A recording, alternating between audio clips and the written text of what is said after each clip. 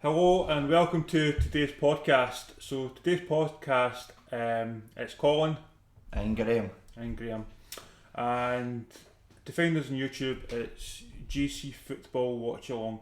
So what we're going to do today is it's going to be a podcast on the JFK assassination that occurred on the 22nd of November 1963. So what we're going to do today is just go through what our thoughts are, what happened, what may have happened, and just basically what we think. Don't take it as serious, just take it as a bit of fun. So on the morning of the 22nd of November, the car came down Elm Street in Daly Plaza, and JFK was shot and killed. So from what I can gather, what we can gather, and if I'm wrong, then you can let me know. I'll interrupt if you Right. want. What we can gather is there was a hardtop version of this car. This car was designed in 1961. That was when it was designed and built. I don't have the company's name to hand, but I did read that earlier.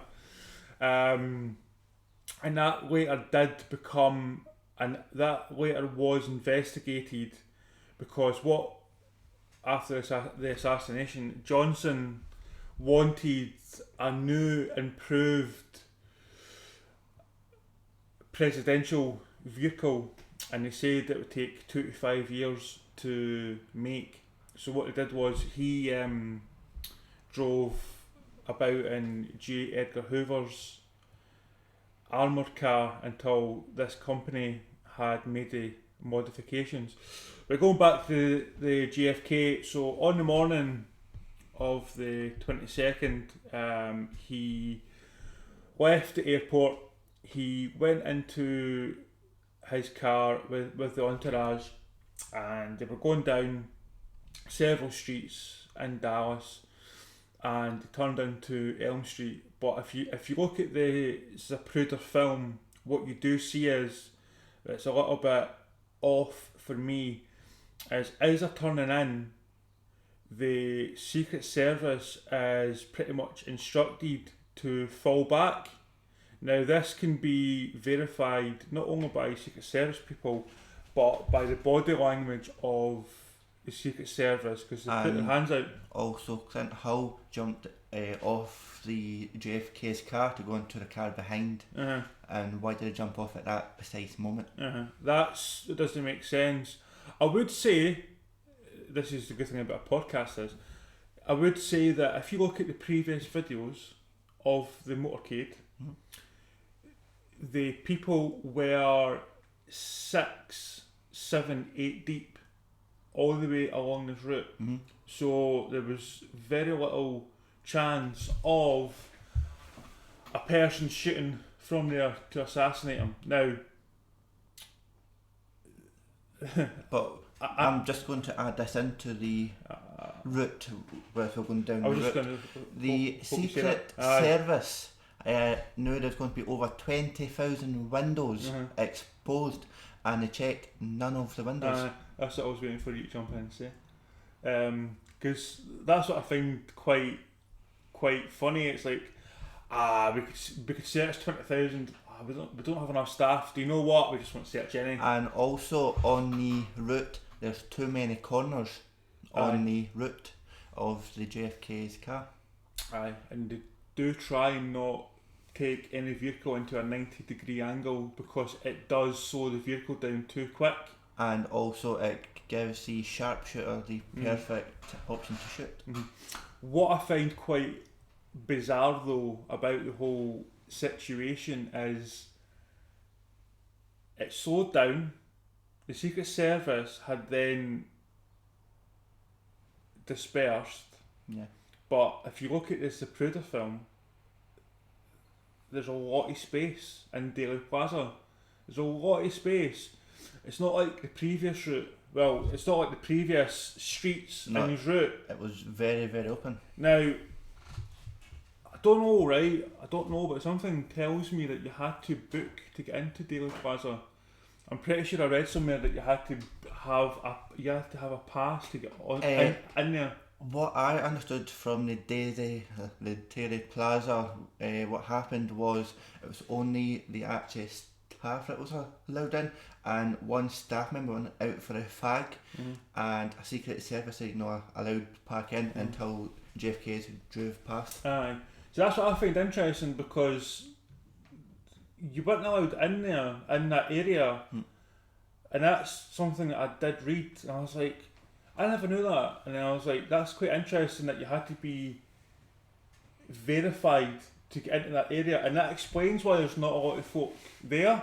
I think it was only two after. It was Oswald and the supervisor. It was after the colleague left. Aye, well we'll skip to that, because you're talking about the book depository. Yeah. I'm talking about the actual Dealey Plaza, okay. The actual ground.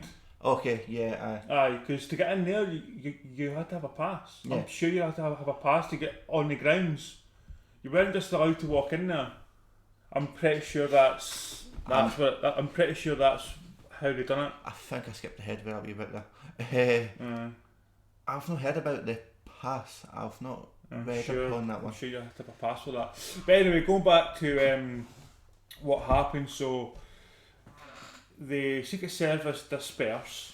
Now he turns in and he's coming down, and as he comes down the route on the zapruder film, you see JFK waving, and then you see what would be a road sign, a very large road sign, so the camera doesn't see this part, and then the next thing after that, you see him holding his throat because he's been shot from behind and the bullets came out. Now we'll discuss what happened, the magic bullet, and then what they think did happen. So what they said was the bullet went through the back of JFK's neck, came out his throat, and then it hit Connolly. It hit Governor Connolly on the right side of his back, came through under his right side nipple, and it went through his wrist to end up in his thigh. But what I find interesting is the bullet was still intact through all this. But you're skipping ahead. We're just dissecting this part just now. I'm getting overexcited here. Overexcited. So you're going ahead. So what people said was this can't happen because this would have to be a magic bullet for it to change trajectory and fly in this and all this kind of stuff. But I think it's been pretty much proven, and even if you just watch the video back yourself, you'll see that the angle that JFK was hit and the angle that Connolly's sitting, because Connolly's not sitting facing like forward and having his back to JFK, he's sitting sideways, and the seat is much lower than JFK's, because JFK is in a raised position because he's the centre of attention. Anybody that sits in that seat, they're centre of attention. So you don't want them like overly stretching. You want them to sit there comfortable, but you've also got to remember as well that this car is normally got a hardtop, so that's why you have the raised seat. So anyway, so the bullets came in, and it's hit JFK, then it's hit Connolly, and it's done a lot of damage. Now we'll talk about the bullet once we get to the hospital. We'll just keep breaking this down as we're going along. So the next bullet, now we're only going to talk about just now the bullets that we can see, and we won't talk about the bullets that we later then find out that did occur. Okay? May have. Well, we'll come to that. So the next bullet is the one that kills JFK. Now that hits JFK, and even although it's on camera, no one can determine where the bullet came from, whether it was front or back or side or rear or side or anything like that. But what we do know is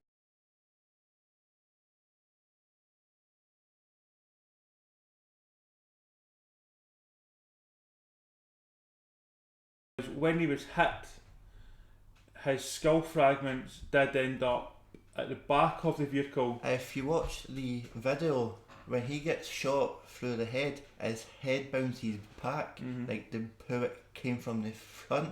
Because if you get shot from the rear, your head would bounce forward, but his head bounced back. What means, because of the angle, it may not have been the correct bullet that Oswald has shot. That's possible. It's also possible that he did get hit from the front, and because we do see brain matter, and I don't know if you get hit in the front if you would have brain matter come out the front or out the back. What I do find quite interesting though is, see if you watch the video, because I was watching it before I done this, and obviously we're not showing ourselves, so I can't really quite give you a good how I seen it. But see if you look at where Kennedy was, so Kennedy's been hit, and what he then does is, because he's been hit in the neck and he's here, he then starts to cuddle in to Jackie. Is what Clinton Hall said, is he violently went to his left to protect himself. And obviously, but then Jackie brings her head over to the right. Yeah. So if you're hitting a shot from the front, your aim must be perfect, because earlier you had a lot of head to aim for. Now it's reduced because he's went left and she's went right. But even going from the back, there is more room from the back, but there's still less. But also, what I don't find why they put it came from the rear, the other one, is because all the brain and the skull exploded behind them, and it went into the following car as well. There was fragments found on the previous car, but if you shoot from behind, just angles don't match up to show the fragments going behind. But that's the point as well that I was going to make. See if you have been hit from behind, and we see how violent the shot is. Yeah. Wouldn't that have hit somebody else again, whether it be Connolly or even Jackie? Because where Jackie was coming in, you know, she was really close to where the bullet would have come out. And also the bullet, obviously you said, did come out, so it, and you saw his head, it went bouncing back, so that would have came with so much power. Sure, it would have hit someone else in the car if the second bullet came through his neck. Something I'm going to discuss about that as well, but I'm trying to take it step by step so that we're not going back and forward. So from here, they then get the Secret Service person. He jumps on the back of the car. Jackie helps him into the car, and then they speed off. The secret person is called Clint Hill. Clint Hill, I know. I was waiting for you to say that. And then we speed off to the hospital.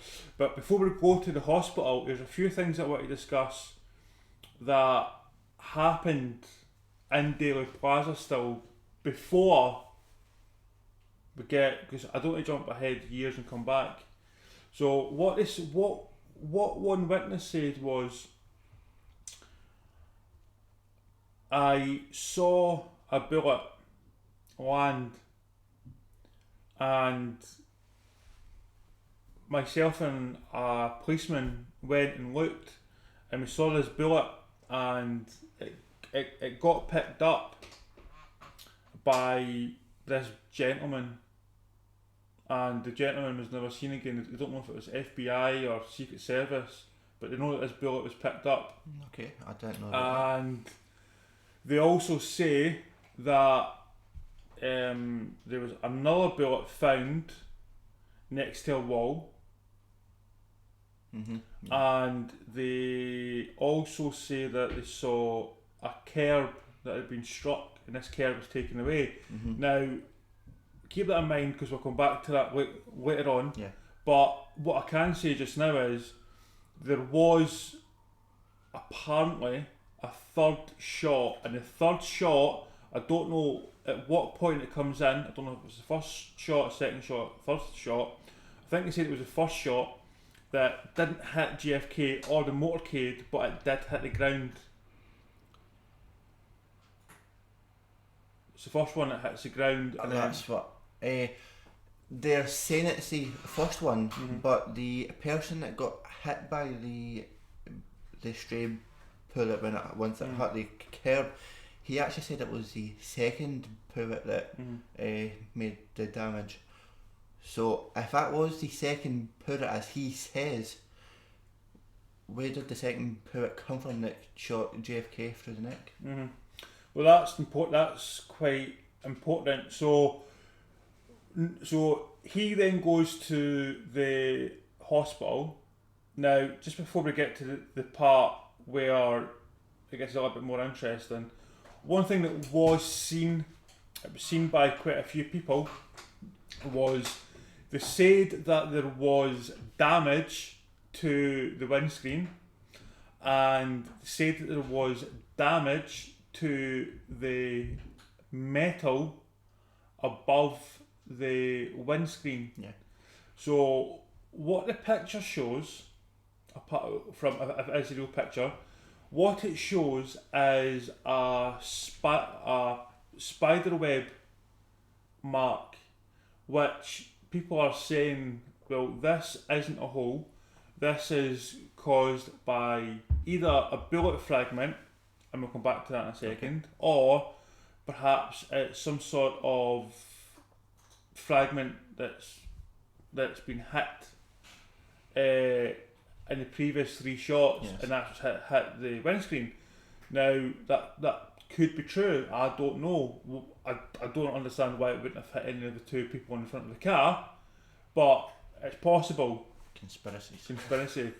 We don't really go down that road just now. No. But with the metal, what they say is, oh, that was there before we went on the motorcade journey, and people are saying, well, that wasn't there. But apparently a bullet had hit the top of the windscreen, the metal bit, and the Secret Service said it had been there prior. Now, what I find interesting is some Secret Service say there was a hole in the windscreen. Some say there wasn't a hole. But did the windscreen not get fixed quite quick after the shooting? That was a bit suspicious. The whole car got completely cleaned, and yeah, that got changed. But that was on the orders of Johnson, and that's what I was saying earlier. He then wanted that car to be fixed up so that he could use it as a security car in the future. So we now get to the hospital, and this is where it gets a little bit interesting. So we get to the hospital, and he is declared dead. Now he gets declared dead at 1 PM local time. Now obviously he was dead before then, but the medics did try and save his life, and they knew that he couldn't be saved because there was part of brain missing and stuff, but they thought, it's our duty, we've got to do it, we've got to show that we're actually trying. So they did that, but he was declared dead. Now, it was at that time, it was Dallas law that you're not allowed to remove a body from Dallas before an autopsy. But before we get to that, we've got the part about the Connolly and his bullet. Right, the magic bullet. Well, just the bullet. Well, that's me up.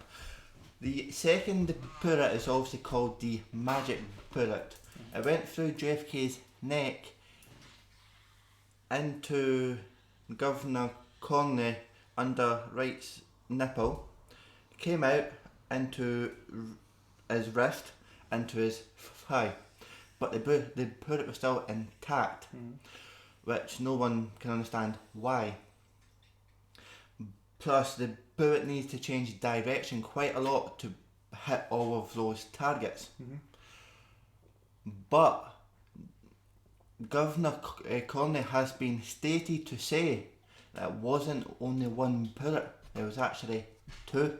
and he's actually been quoted saying this. And if there was a second bullet, that would mean there was more than one shooter in the JFK assassination.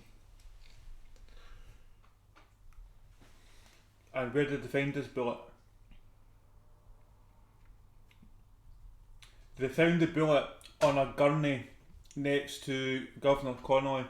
That's what it was. So what had happened was they said that whilst he was lying there on this gurney, that this bullet had then somehow trickled out of his knee and landed on the gurney. And when you look at it, there's no damage. Now, if we look at it from the magic bullet point of view, then this must be an incredibly magic bullet. But if we look at it from what probably did happen, and it was a case of Connolly is sitting sideways and the seat's lowered down and all that sort of stuff, then even then this bullet has to still hit bone and go through bone. If a bullet hits bone in any way, it doesn't matter if it's full metal jacket or whatever bullet it is, there will be some sort of damage to it. And what the pictures that you can see, there's nothing been done. The bullet is still intact, and it's pristine. For me, it doesn't match up with the angles and the way the magic bullet is meant to work. It just doesn't match up. But even taking the magic bullet theory out there, and even just saying, look, we now know what happened. A bullet that hits bone doesn't stay perfect, right? So before we get to the point of the next point, I want to go back just a tiny bit, and this is why I waited till now.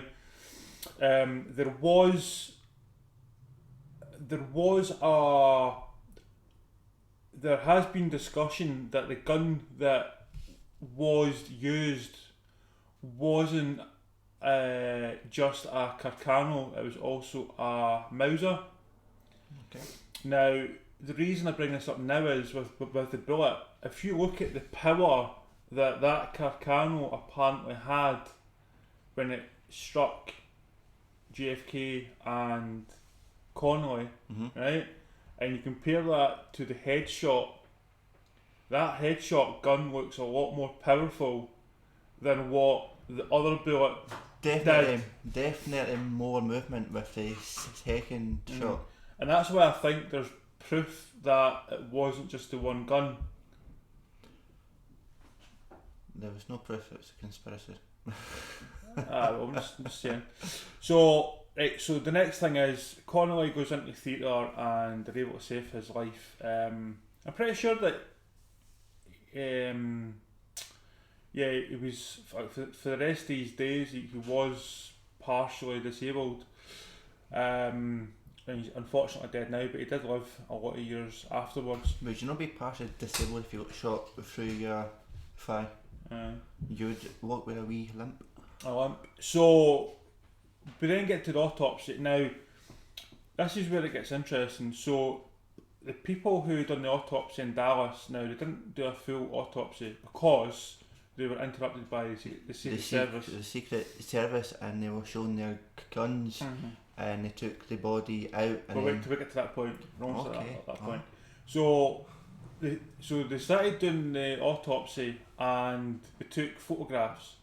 Now, what they say and what they swear is the photographs that you see now with the hole coming in from the back wasn't what they saw or took photos of originally. What they say is there was a big gaping hole in the back of the president's head, but somewhere along the lines, after the body's been removed from Dallas, this has been corrected somehow so that when they take photos again, it looks like there isn't a massive hole in the back of his head. Because what originally maybe happened was when they poor it exit a body or anything, it makes a bigger hole. But the entry wound's always a smaller wound. So obviously they've maybe applied makeup or anything to this to make that wound in the back of the head that little bit smaller, so they can say that's where the bullet entered.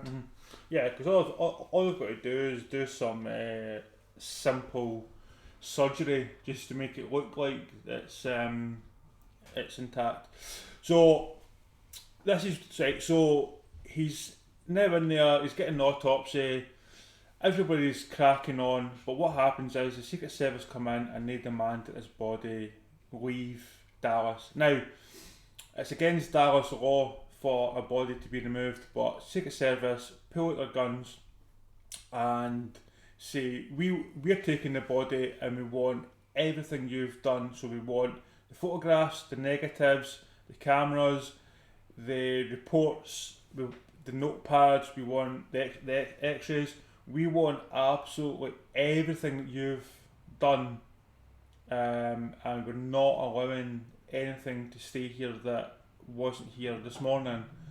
And pretty much I think everybody knew that even if they did hold something and try and show it at a later date, that they may get a chap at the door and it wouldn't go down too well.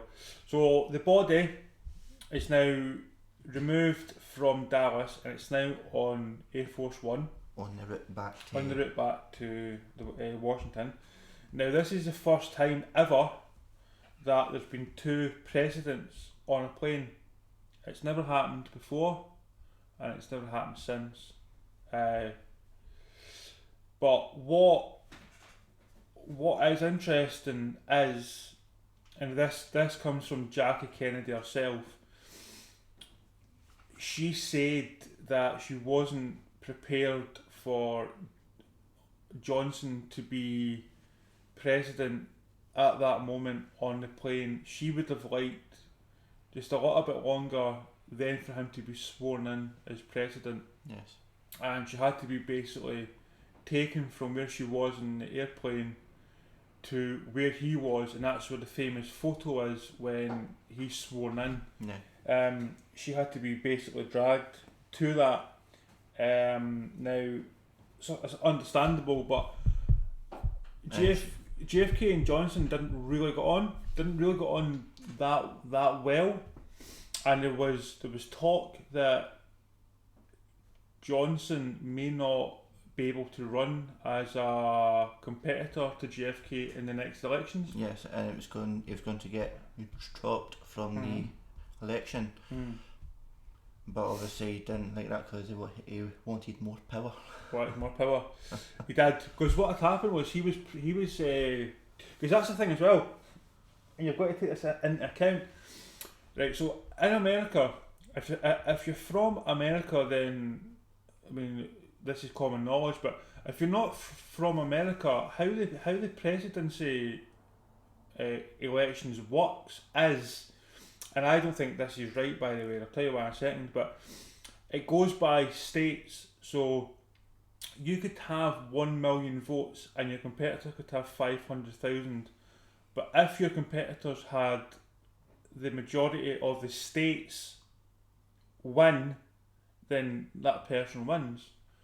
Right? So what happens is, and we've seen that with Donald Trump, there was a few states that came in that had financial difficulty during Corona, and because those were states that weren't backing Trump when he got elected, he didn't give them aid. That's petty. Right, but these are identified because of this rule. So why that's significant is Lyndon B. Johnson was still governor in Texas. Yeah. But JFK wasn't liked in Texas. It wasn't one of his states. He didn't win Texas in the elections. So that was deemed as a non-JFK state, and it could be considered that it was slightly dangerous for him to be in there in an open top car because it wasn't one of his states. And did you also bring up that Landon, what was his name again? Landon B. Johnson, but we'll cover him once we look Johnson suspect. Also supposedly got a phone call a day prior of JFK's journey and got told not obviously to stop JFK from making this journey, but he never passed it on to Secret Service or anyone. He just kept it to himself. Yeah, but we'll come to that once we talk about B. Johnson. Yeah, I was just adding that wee bit in because you were on about Johnson, so I thought I'd add it in. And there's more. Don't worry, sweet cheeks. There's more. So he gets on the plane, goes back to Washington, and we've all seen he gets buried, and we've seen the funeral with JFK Jr. Now, a quick side note on this, and this is something that I want to say before we get into the suspects. JFK wasn't groomed to be president. Okay? Okay. But his elder brother was groomed to be president. Was he? He was. So what happened was, JFK's father, he was an ambassador for America, and he spent a lot of years in London. During his younger days, it's believed that JFK's father did participate in bootlegging, and this is how he got his mafia ties. Now this, I don't think I could put it down as proof or down as guaranteed certainty, but it's pretty much widely believed that this is fact. Now what happened was, there was a few kids that the Kennedys had, and one of them was the eldest child, and he was groomed to be president. Okay. Because JFK Sr. wanted all his kids to be in politics. But during World War II, he became an American hero, and this would have done wonders for his presidential campaign. However, one of these experimental missions was an airplane that could fly into an area, whether it be a building or an area or whatever, and we would now call it autopilot. But back then, such a thing didn't exist. So nowadays we use software and we use GPS and we use all that sort of thing. Back then what they did was they used fuel. So they said, okay, so we've got X amount of fuel, that'll give us say 10 miles. Once it's about to land, then we can then detonate these bombs. And the plane was rigged up so that it would fly a steady course. And the idea was you'd have a few people on the plane, they'd take it up, they'd fly it, aim it towards that place, and then bail out. Eject. Aye, they would bail out on parachutes. And they had a couple of experiments where this actually did work, but on this unfortunate day, it didn't, and it blew up, and JFK's big brother died. That's how he died. So then JFK's world changed, because now he went from this playboy who didn't have all that pressure to now his dad was trying to groom him to be president. So I just thought I'd put that in there. Yeah, I didn't know that, so that's useful facts. But his dad was wasn't the nicest guy, because JFK also had a sister, and I won't use the word that they used then, but now they would say learning difficulties. No, right. And apparently she only had the mind of a young child, and she was becoming a little bit irritable. So what his dad decided to do was, let's give her a lobotomy, and gave her a lobotomy, and then put her in a home, and then they talked to her again, and she only died when she was 80 something. She only died a couple of years ago, but she was never mentioned. That's Dad of the Year. Dad of the Year. But these are the sort of things that were going on behind the JFK's life. So there's a reason why I say this, right? And I'm building this picture. So if you look at the Warren Commission, now the Warren Commission has come out and said that there was no conspiracy to kill the president.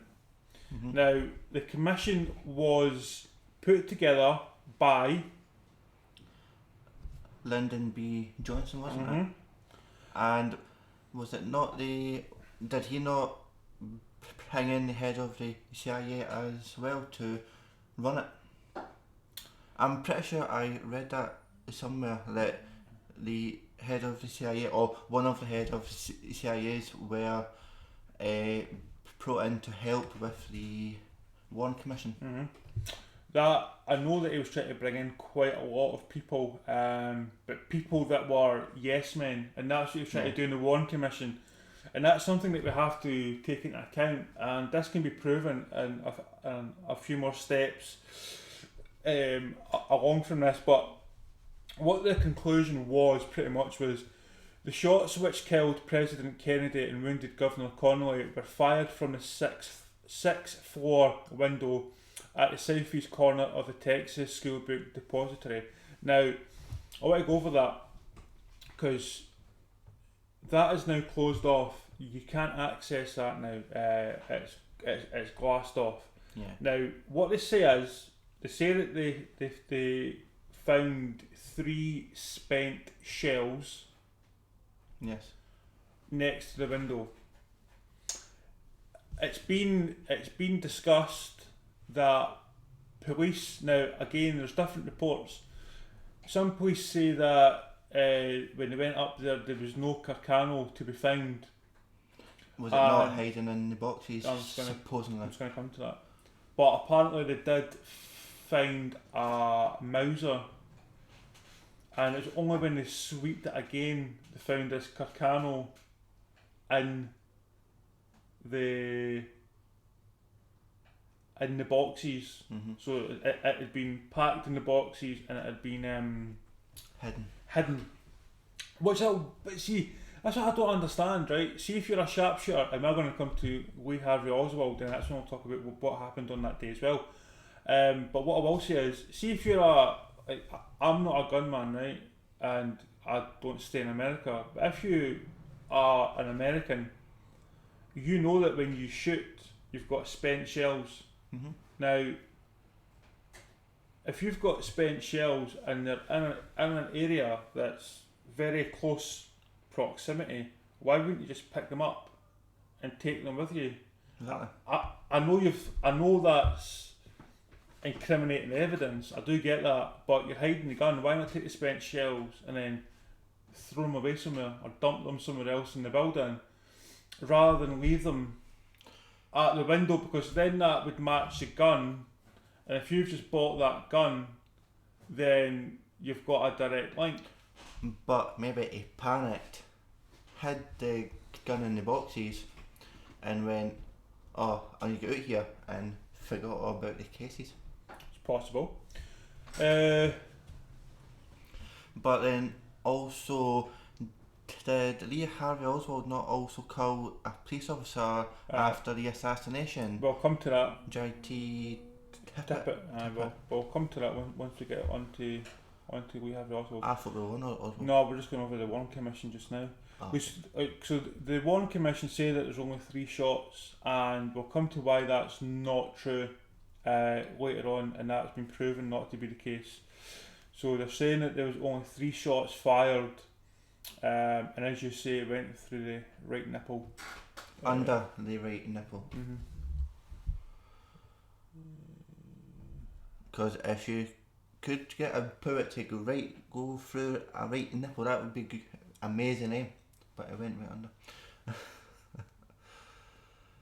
But yeah, so also the Warren Commission said I wanted to highlight this as well, said that there was no conspiracy for Oswald or Jack Ruby.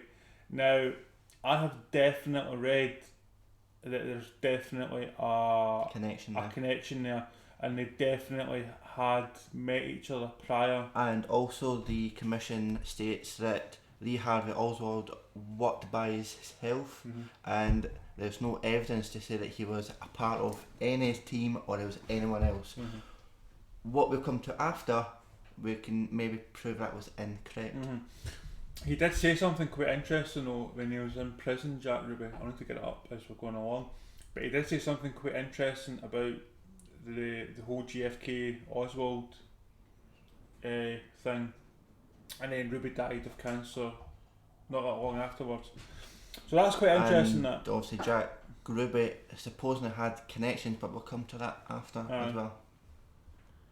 So the Warren Commission was all about saying there was no conspiracy, there was only 3 bullets shot, it was Oswald, it can be proven to be Oswald because Oswald was holding a Carcano and he was also holding a newspaper, and that proved that he had a Carcano gun, and they say that it was a gun that was used. But I did read, this might not be true because I can't remember where I read it from, but the gun that he has was never under his actual name. He would get a gun under a fake name.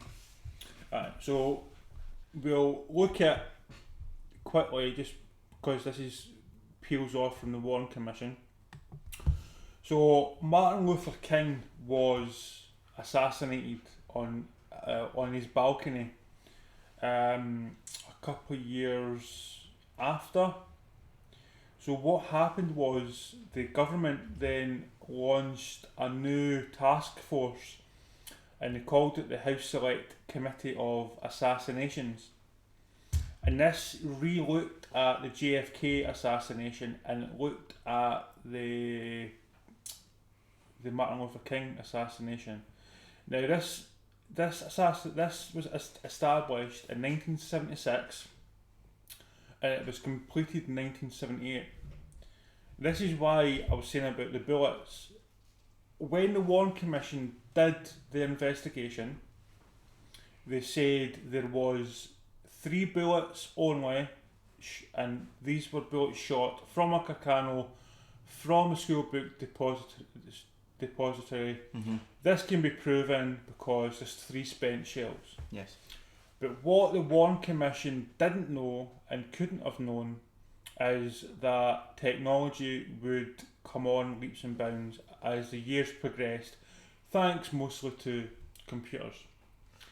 So during the assassination, one of the police officers on a police bike didn't turn off his radio. He kept open comms. He didn't know he had kept his comms open, but he had inadvertently kept his comms open during the shooting. This was later analysed. Technology did move on quite a bit in the preceding years. But did the comms not prove there was 2 shots, and obviously between the 2 shots Oswald didn't have enough time to reload, so this is why we're getting to that. This is why we're going through bit by bit, and we will go back to bits, but we'll discuss it so that it's more bite size. I'm giving them something to look forward to. So in 1976, as I say, they opened up this this select house committee of assassinations. So they reanalysed this comms communication, and they could prove without a shadow of a doubt there had been at least 6 shots. That's because of the new acoustic device that was made in 1970, and there was 6 shots found with the new acoustic. So that would mean that the 3 casings that was found in Oswald's possession, well, technically Oswald's shooting bit, gallery, there was 3 other bullets, and as I said earlier, Governor Conley does say that it wasn't a magic bullet. There was 2 shots. So it's about this time now where we can discuss what I said earlier. A woman did say, I saw a bullet. I don't think she said that she heard the bullet. I think she said she's seen a bullet and it landed and it made a bit of a groove in the ground where it's hit the ground and it's raised up. If it's hit the mud. If it's the report that I have picked up on as well, it's that she's heard the bullet and she's seen it, like the ground kind of move a wee bit, but she heard it. Then she. Is that another one that hit the concrete? No, that was the other one. When they turned around, there was smoke. Is that the one that you're on about, or I must have my head again? I think it's different bullets. Because she's standing there and she's looked down and she's seen the ground raised a bit and the bullets went in. Because there's like a little bit of a raised bit. Okay. And then she's got the attention of a police officer and he said, that's a bullet. Okay. Yeah, I'm thinking of a different one. Because what happened on this report is they said that they heard the bullet. They looked behind on the grassy mount. Grassy knoll. And there was loads of smoke, which indicates a gunshot. Aye, it's different bullet. There's just so many. There is, but see, these were all conspiracies, and I'm not getting into the whole conspiracy theory. I'm only saying what has been proven, and that's what we're trying to discuss. Also in the reports. Exactly. So we've done the Warren Commission unit. So they then said themselves that they thought there may have been a conspiracy to kill President Kennedy. Now they didn't go into any further detail, and they still do think it was Oswald that had carried out the assassination of Kennedy. So we might go back to that, but I want to push on to the Oswald because there's just a lot of information that you could read up on this. I think we could make 100 videos and always think of something different. It's just so much information on this assassination and you could read up on, and you need to get the facts away from the fiction, and hopefully we can do that at the moment. So what they said was, they did say that they thought there was a conspiracy.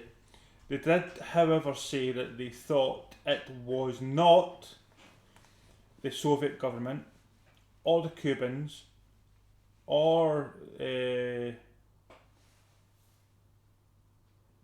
Castro-Cuban groups.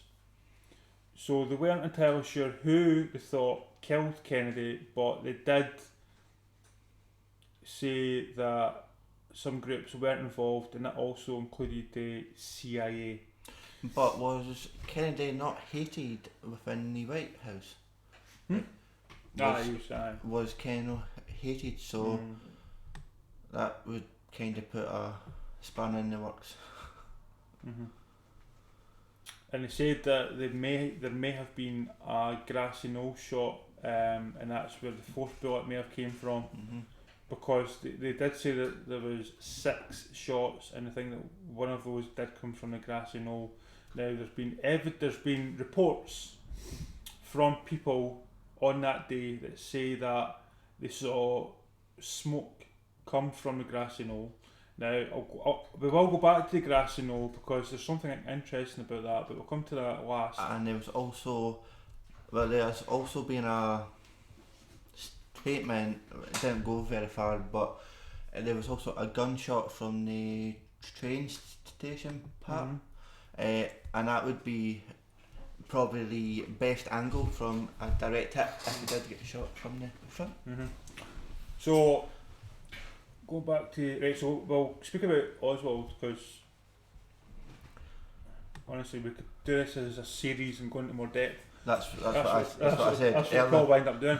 So Lee Harvey Oswald. Now, Lee Harvey Oswald, just to skip ahead a little bit, he said, "I am a patsy," and he came out, and that's when Jack Ruby on camera shoots him, and Lee Harvey Oswald dies. Mm-hmm. So we'll go back. We'll go back a bit, and then we'll discuss what happened on that fateful day. So, 1959. 1959. It was in Russia, yeah. Right, 1958. So he's in the army, and he gets a little bit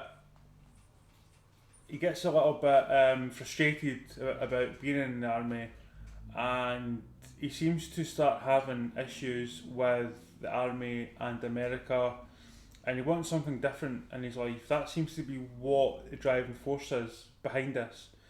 So he decides to leave America and first go to England. He only stays there for a little bit. I think it's more of just like a holiday. Did he go to England? Mm-hmm. I thought he just went straight to the Soviet Union. No, he was in England for a bit. He then decides to go to Russia. Now, when he's in Russia, he's on there on a holiday visa, and he says either his last day or a couple of days before his visa runs out that he wants to give up his American citizenship and become a Russian citizen. So that's what he discusses with the Russians, and apparently they weren't too happy for him to become a Russian citizen. However, they did eventually concede and allowed him to be a Russian citizen. Now, what's interesting is if you go to the American embassy and say, "I want to revoke my American citizenship," it's meant to be destroyed. It's meant to be destroyed, and you're not allowed to get back in. Yeah. That's what's supposed to happen. For whatever reason, Oswald was able to live in Russia. Mm-hmm. Now, what we also have to take into account as well is, whilst in Russia, he worked in a factory, but the Russians were subsidising his lifestyle. They were giving him money every month to live. Every month they gave him money to live, so that he could live a middle class lifestyle. If you notice, I've not done much on Oswald. I just know he's in Russia and basically that. So he did that, and he had, I believe, a partner in Russia, and these two then eventually split up, and this is when he then met his future wife, who came back to America with him. It's also to be noted here that it's believed that her uncle was in the KGB, but I suppose everybody was part of the KGB back then. Yeah, that was stated in the other movie I'm not going to mention, but it does say that they look after you look after them, and everybody looks after each other. Yes, that's what they said. So he then decides to come back to the United States, and that is in 1962. So it's a little over a year between coming back in June 1962 and the assassination in November. So he goes to the United States Embassy and says, "I want to come back, I want to be an American again." They haven't ripped up his visa citizenship for that's it. Haven't ripped up his citizenship. So it's a case of yeah, fair enough. Here you go, on you go back. Nah, but that's a bit suspicious, isn't it? Yeah, I mean, it might not be quite as easy as that seems, or how we've said it, but it definitely is a little bit suspect. Now, what I do want to get is, so they say that Right, so on the day, he comes back, he then gets a job in the school book depository. Now, he's only there for a month.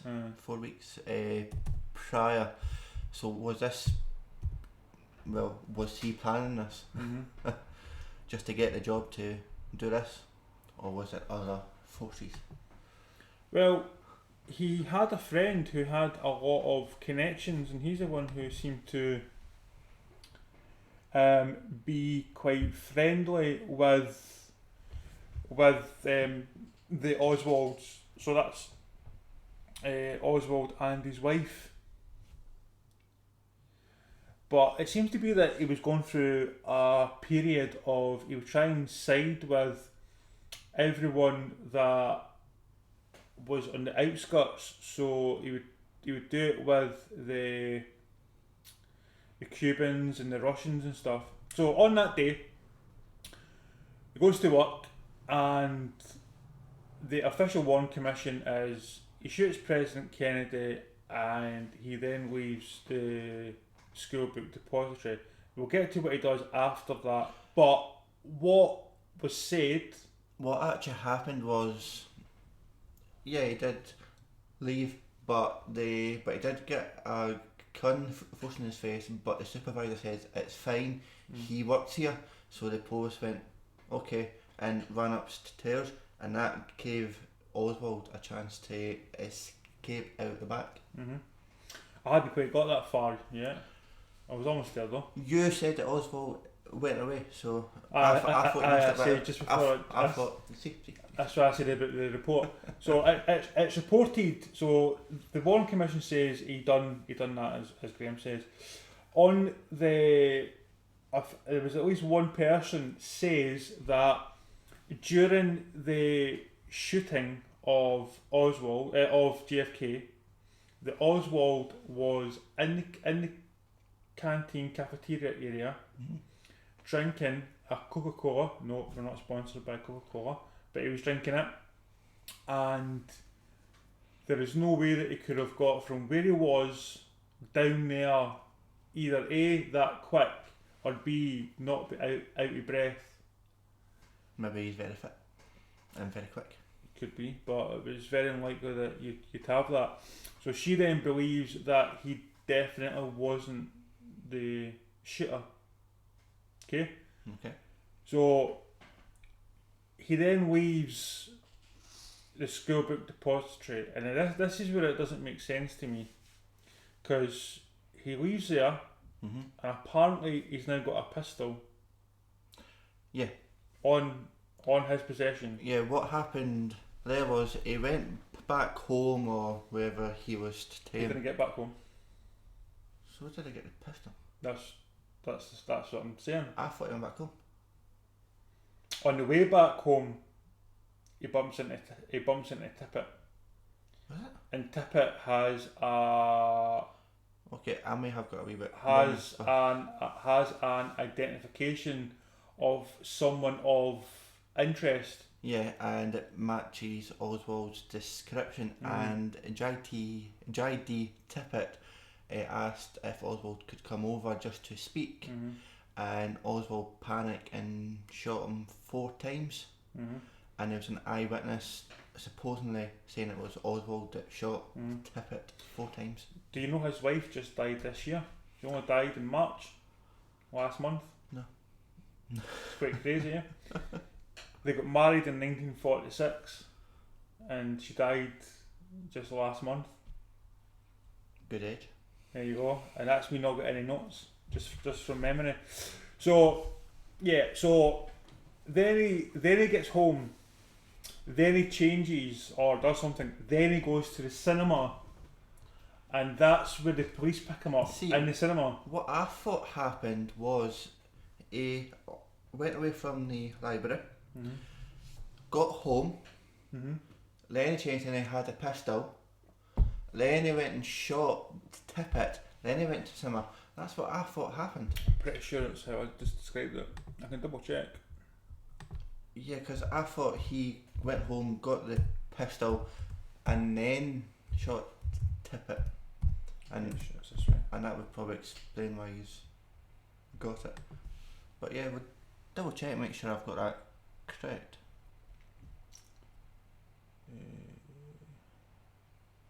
We're just checking this. It may just take a few seconds, because I also want to make sure it's kind of factual.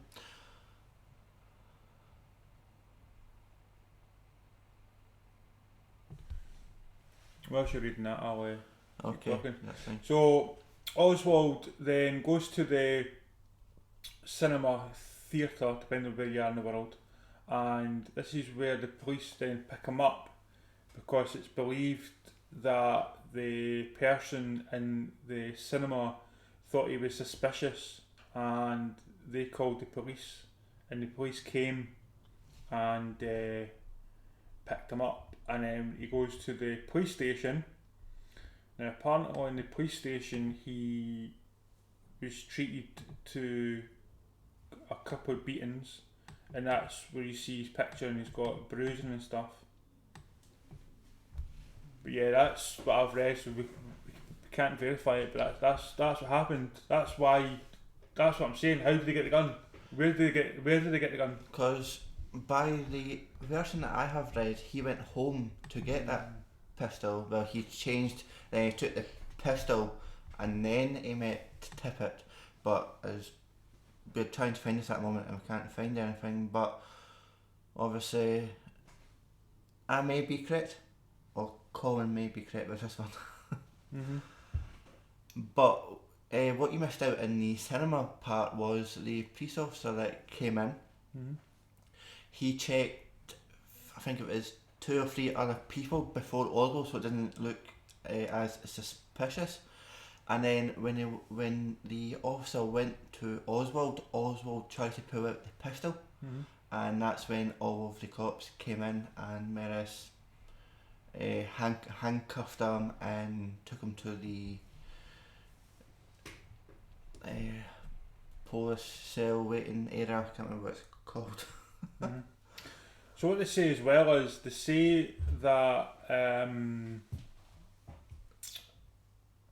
so what was I going to say there? Because also he said that he was a patsy and stuff, but there's a lot of things about the whole Oswald stuff that just does not make sense. So apparently, this is the thing, right? Apparently he was a sharpshooter, or is that what you said earlier? Sharpshooter, right? Yeah. Sharpshooter, sniper, whatever we come in the world, right? But apparently he only just made the grade, and they said that his shooting skills weren't that good. They were good, but they weren't that good. Well, it depends where you go and depends what you read. If you read a book, watch a movie, or watch someone else doing this, there's all different reports out there that saying that he was an amazing shooter. There's reports saying he's a bad shooter. But what I can find and what I could take from this was the pass mark for being a sharpshooter was 190. He got 191, meaning he just passed that. Doesn't mean he was a bad shooter. What it could have meant, and this is where it comes into a little bit of conspiracy, is he just passed that to make sure that he wasn't like a suspect when he did try and shoot, because obviously he done this thinking that he would have been not caught. But if you look at his marks, it would have been, he could never made that shot. But what's to say that he was a good shooter, but on the exam he had an off day and he just passed. So it's a bit iffy where it comes to him, because as what I say, there's different reports saying that he's amazing, there's different reports saying that he's bad. So what I would recommend with that is read up on that, whoever's listening, and take it on your own opinion. This is going to be a long podcast. See, what I find quite interesting, I find it quite strange, right? Do you know about the Edwin Walker assassination attempt? I know of it, but I didn't know what happened. I didn't read much into it. So Oswald was believed to have attempted to kill Edwin Walker in March of 1963, which is the 3rd month So a few months before JFK assassination, right? And he didn't kill Walker.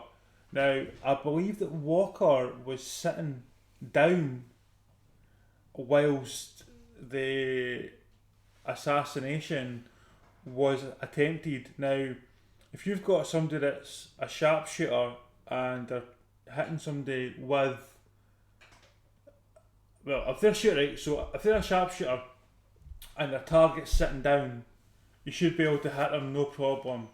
You could argue against it with the Carcano gun, and we'll come to that, but then you wouldn't, if you've tried to shoot somebody who's sitting down with a Carcano and it doesn't work, you're not then going to move into try and kill a president, move in with the same gun, but you can't get to it. As I said earlier, maybe it's just a side hack just to take the suspicion off of him, because if you obviously read this and say he can't shoot someone sitting down, what chances has he got of shooting somebody moving?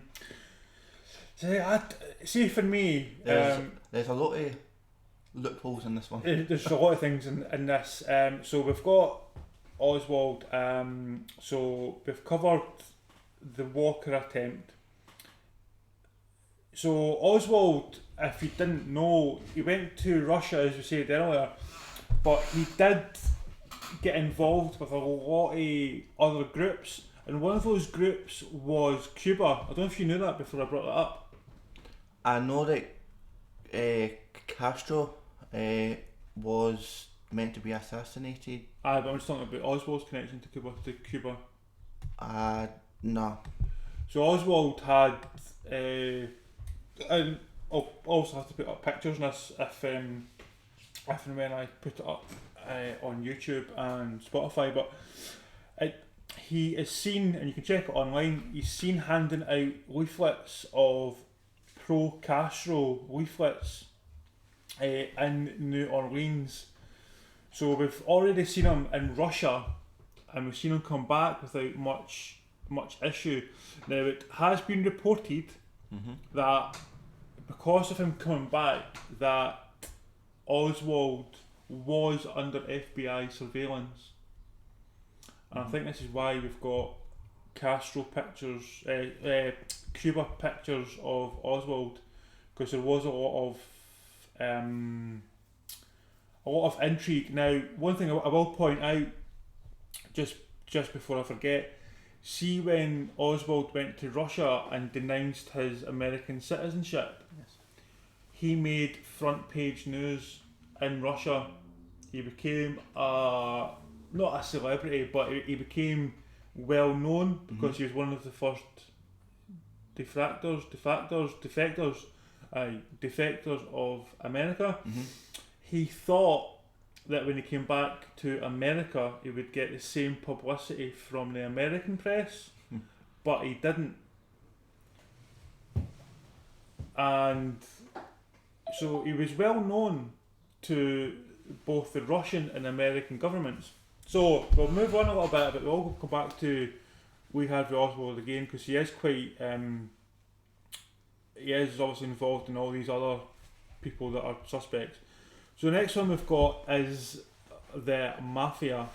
And the mafia has been touted that they could be a suspect in this.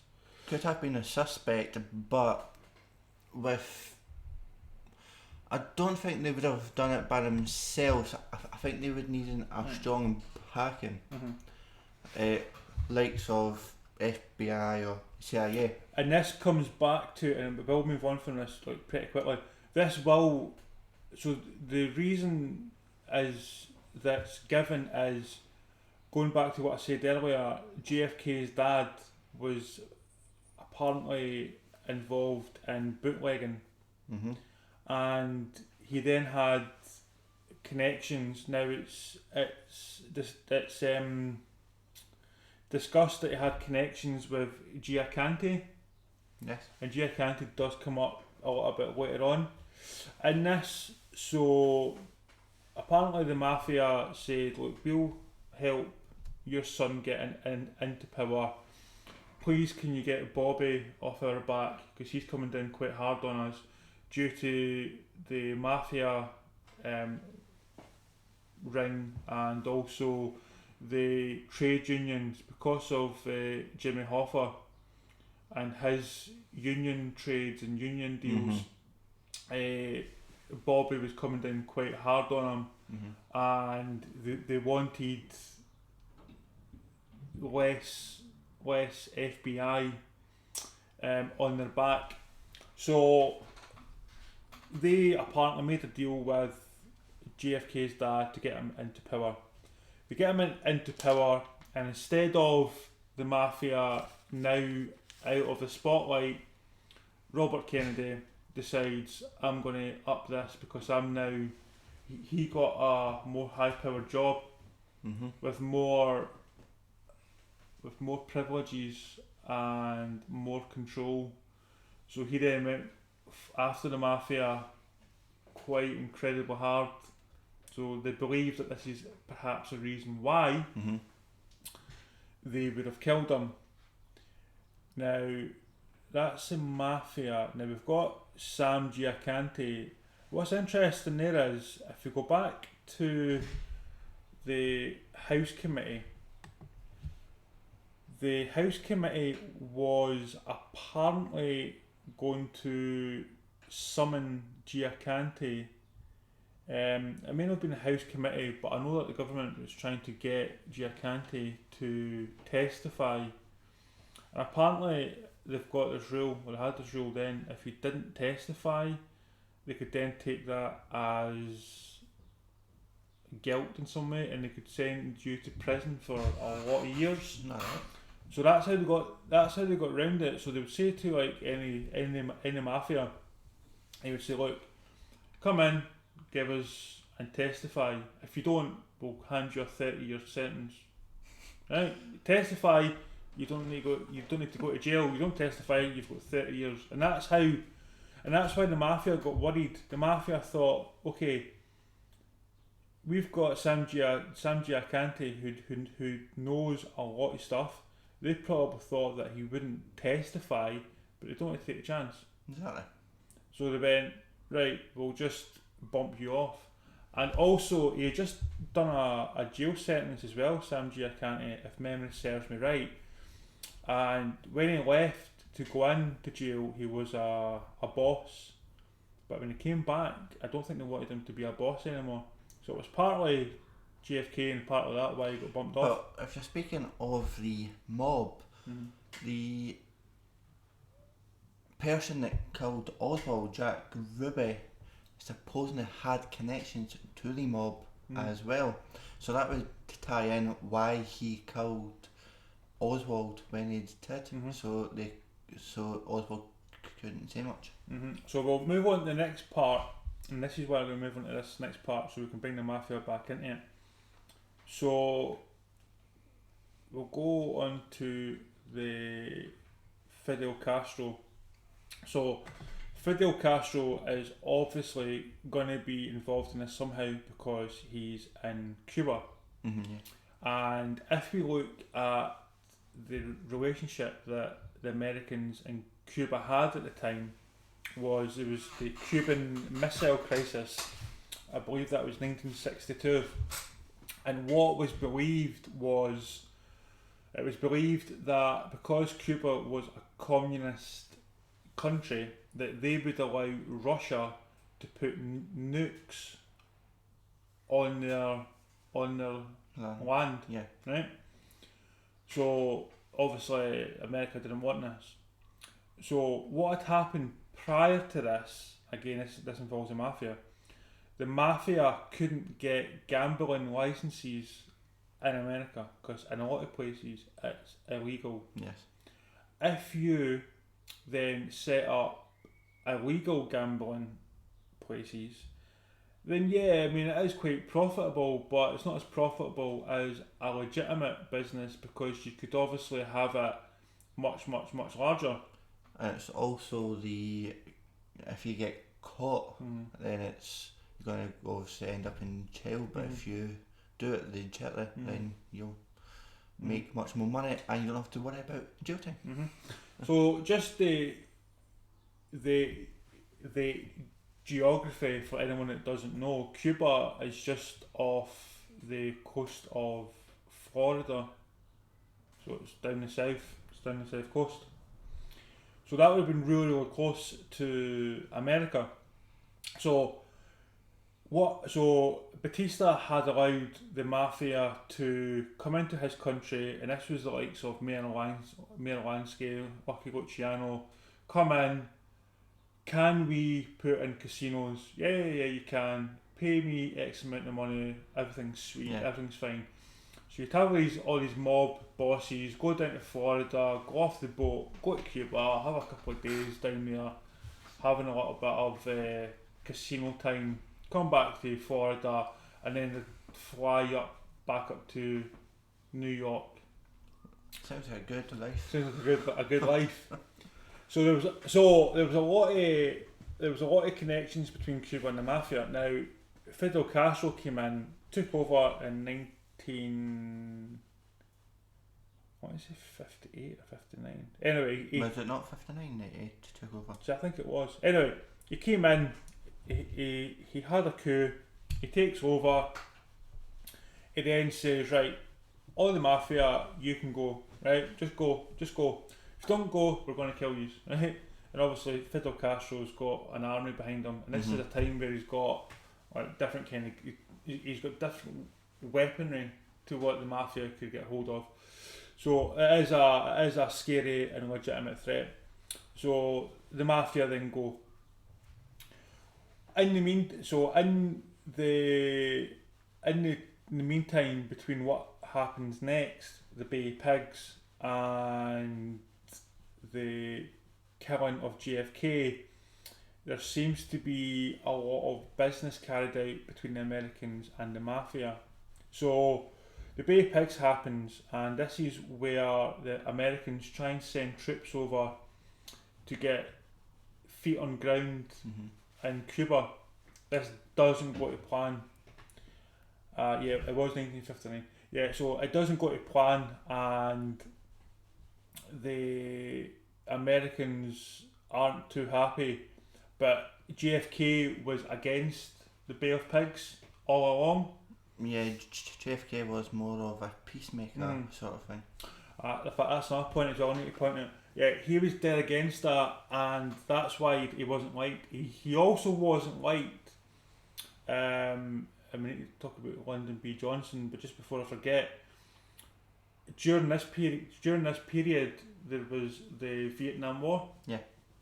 JFK had says, I am going to pull out of Vietnam. Lyndon B. Johnson didn't want to, and when he took over, he put more troops into Vietnam because it was must have been giving him money somehow. So he actually upped the people in Vietnam.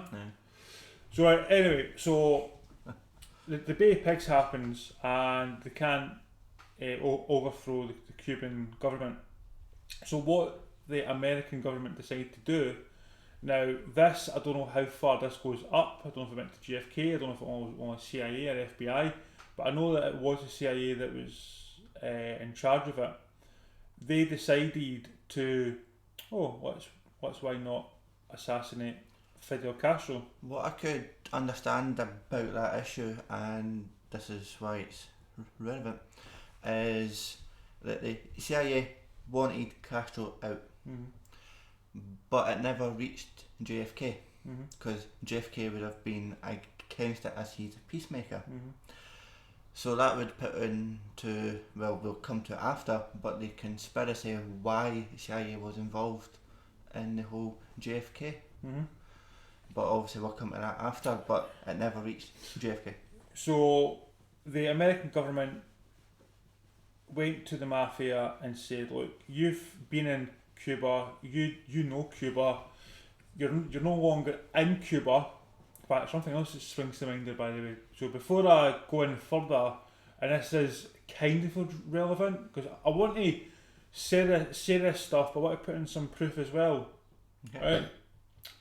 Lucky Luciano was part of the American mafia.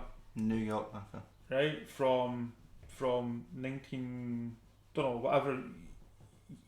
Right, he then gets sent to jail, but the Americans decide that they want to get people on the ground in Europe, and they decide that the best way to do it is to go via Italy.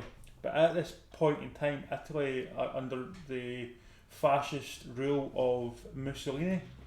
And also, the American government wanted Lucky Luciano involved because he ran the talks. That's what I'm trying to say.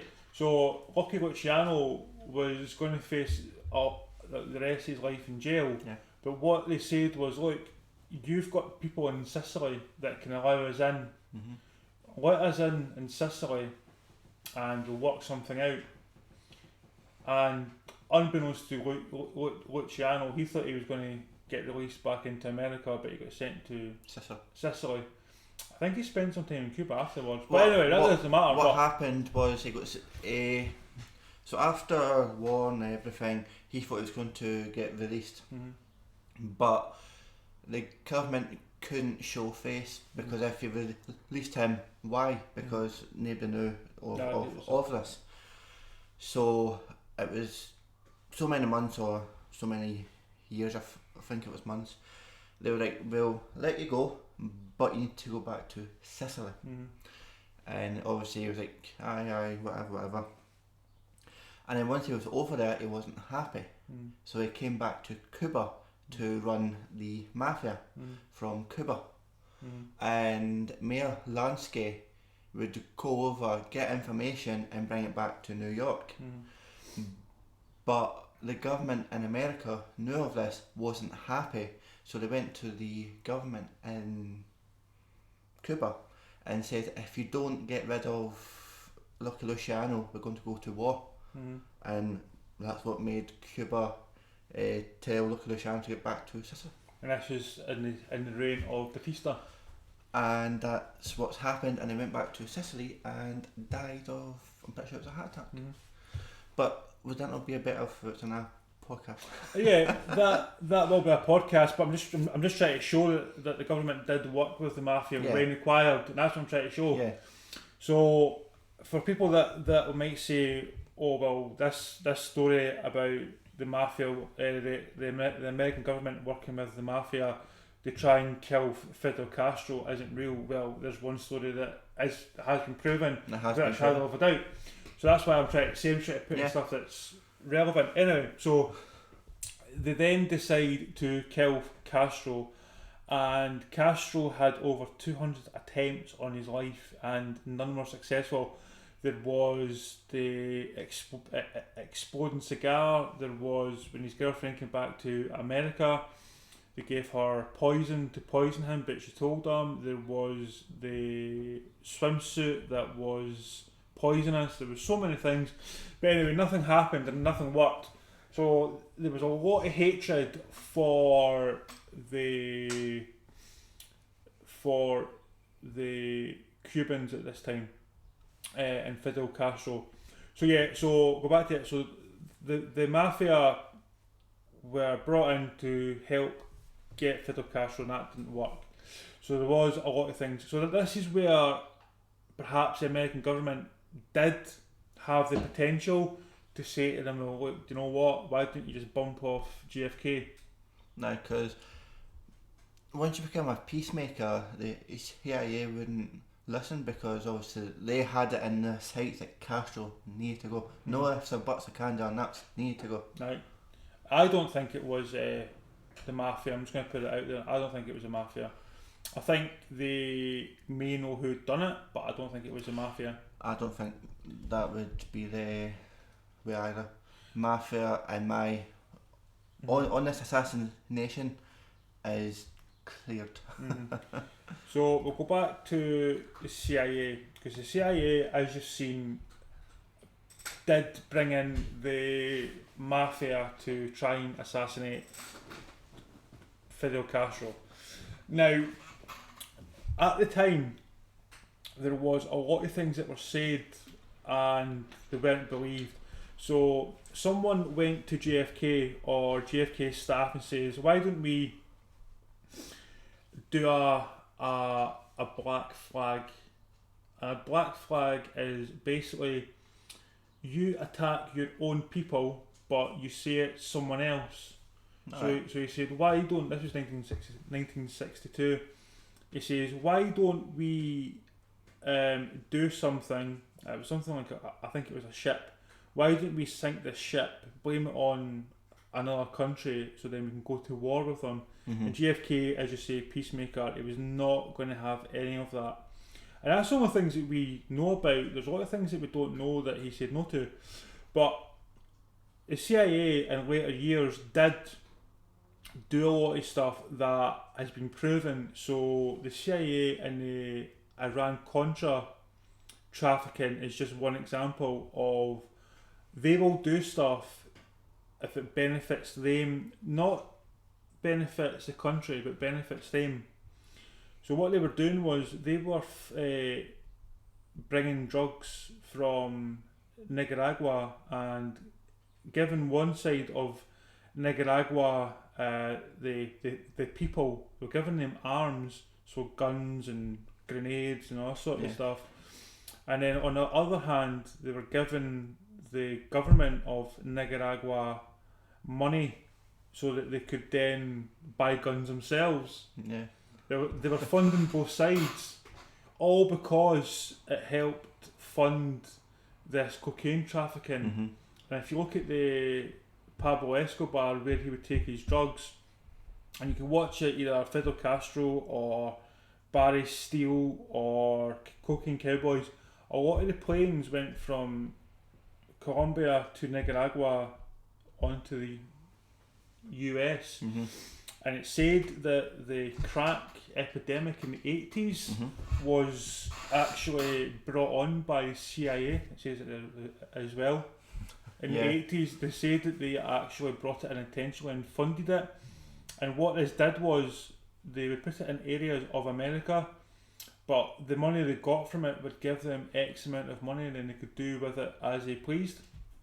And I think that JFK was trying to take away a lot of the control that the CIA had, and that's what got their back up. Now, what I do want to say is it's believed, so who was in charge of the CIA around that time, I'm not entirely sure, but what I do know is one of their workers was George W. Bush's dad, George Bush, and George Bush later became the head of the CIA. So on the grassy knoll, this is where the fourth bullet came, apparently, if you look at the House Committee, and there was, as I said earlier, there was 6 bullets shot. So they believe that there was 3 people, and these 3 people were the 3 tramps. I need to go back to Oswald again. The 3 tramps. So 3 tramps were arrested from the grassy knoll on the day of the assassination. Now, what they say is, they say that one of those people may have been George Bush himself. But one person who is of note, now I'm going to have to quickly get this name up. Because was it Errol? Aye. Errol E. Howard? Aye. Or Hunt Howard? I'm pretty sure it's Howard. Yeah, he was the one who came out and later said on his deathbed that he was part of the assassination, and he was part of a CIA task force to take out JFK. And that's what he says. He says he was Howard Hunt. He was part of the 3 tramps, and he points to himself and says, that is me. So this came out in his deathbed confession. Again, you can take it or not take it. Some people will say deathbed confessions are real. Some people will say they're not. It's a matter of debate. But that's where the CIA comes in. Now, also, going back to Oswald, he was apparently a CIA operative, they think.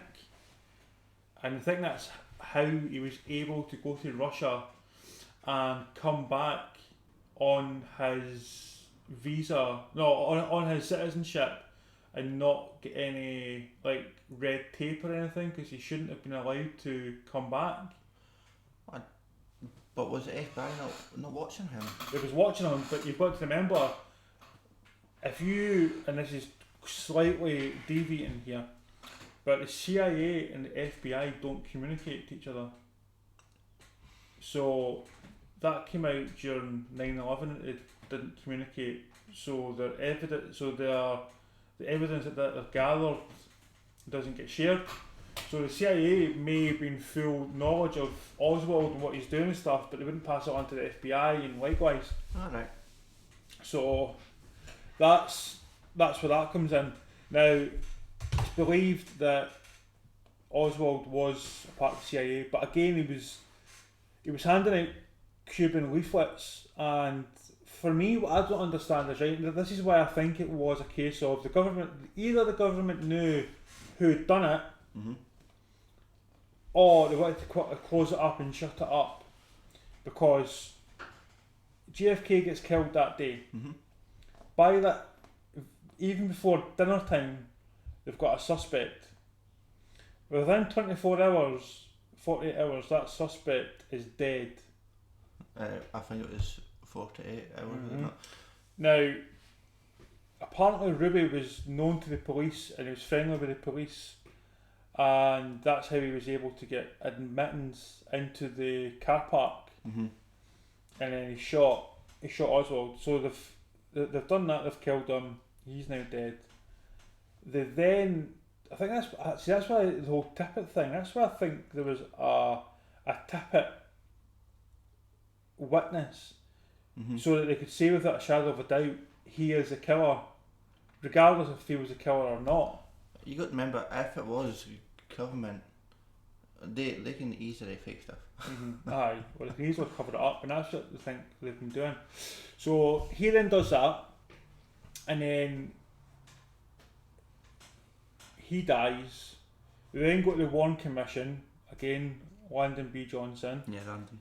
He basically controls that, so he can say this is what happened because you're all yes men.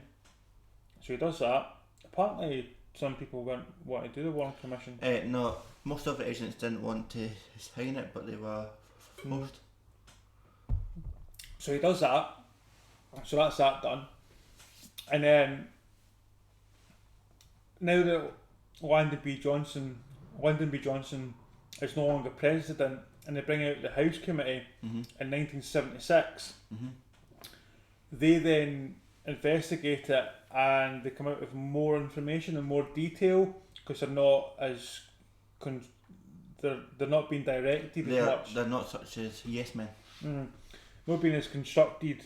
They're not being directed as much from the president. Yeah. So that happens. I just think it's weird that when you've got a murder on such a grand scale that you can open the book, it happens, and close the book so quickly and be so confident that's what happened. There's no way that you could definitely say for sure there was only one shooter, but they're saying there's one shooter because it's easier. Yeah, it's like they couldn't be bothered to do their job, so they signed it off, went, that will do, let's move on. Or he was set up prior to it and he was always going to be the scapegoat, and that's what I think happened. Because apparently the police took a Mauser out of the school book depository as well. That was never... And that was never thinged. Apparently there was a lot of stuff that was picked up from the police and stuff, but it was never shown as evidence.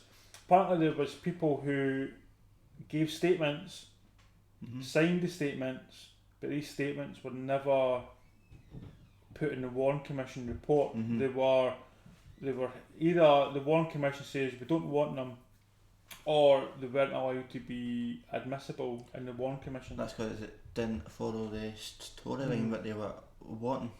So I wanted this just open and shut as quickly as possible. But then, if we're going on about that, then let's bring in the Umbrella Man.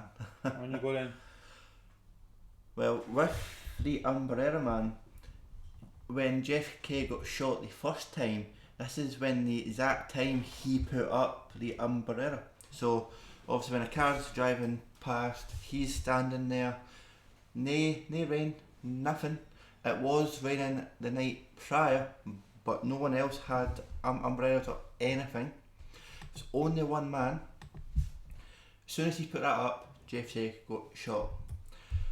The Umbrella Man went to court and says obviously that he was protesting against JFK's dad, and obviously it was the umbrella is something to do with the old the Chamberlain's umbrella. So obviously he brought it into court and he went, it's just a normal umbrella, and he opened it, shut it, everything. But what's to say he never had to, because his house never got checked.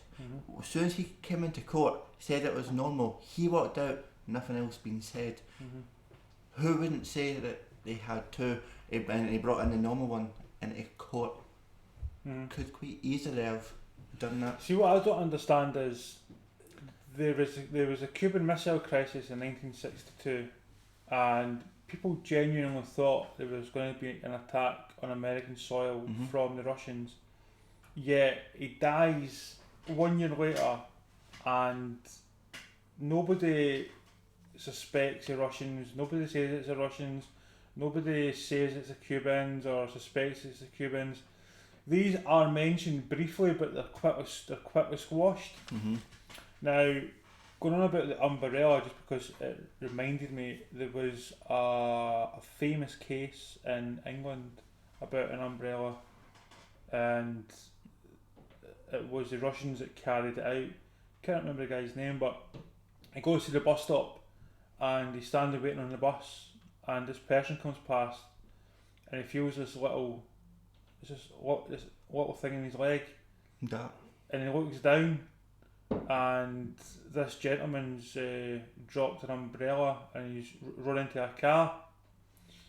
So anyway, so he goes to work in that and he's thinking nothing more of it, and then he starts to become a little bit unwell, and he goes to the hospital and he says to the hospital, I've been poisoned, because he was ex-Russian. He goes, I've been poisoned, and they don't believe him. He goes, no, I've been poisoned. He goes, I'm telling you, I've been poisoned. So anyway, after a while they investigate and they find a little ball in his leg, and it's got, I can't remember what it's called, but anyway they've got this in his leg and it kills him within like 3 to 4 days. Was it not ricin? Ricin, that's what it was, aye. So ricin, and it kills him within 3 to 4 days. And that was in the 70s. Ricin would be a good drug to use, because once you die, when you die of that, it's just like a common cold, and also it's hard to find when you do an autopsy. Yeah, so I mean that isn't what was used on JFK, but what I'm trying to say is an umbrella could be used at close range as a gun. Well, that's what I'm trying to say. Not that I think that's what happened. The CIA agent has said that he has created an umbrella that can shoot a dart, and there was a small dot on JFK's, I think it was neck, and they never know how JFK caught it, and CIA said that they have created an umbrella that can shoot a dart, and it would create that little red dot. Anything else you want to say, because obviously that's happening? There's nothing much left to say except for Lyndon B. Johnson wasn't happy as vice president, and obviously that's a whole conspiracy why he killed JFK. Yet again, there's no evidence. There's no evidence. But what I do find interesting was this one, and CIA agent, I'm just getting the information so I know it's correct, named James Files, claimed he was the second shooter, but there was no evidence, and he claimed this in 2015 when he was in jail. Yeah. Well, but there's no evidence. And try to chase anything to do with the CIA, it's like try to chase a shadow. You're never going to find it. No, I don't get it. So we're about to wrap this up because it's actually I'll probably put this in 2 parts over Spotify because it's over exactly. It's ran on. And yet again, we can make a second one. A third one, and more in depth because we just kind of brushed over this. For me, I think there was involvement from Johnson in the CIA.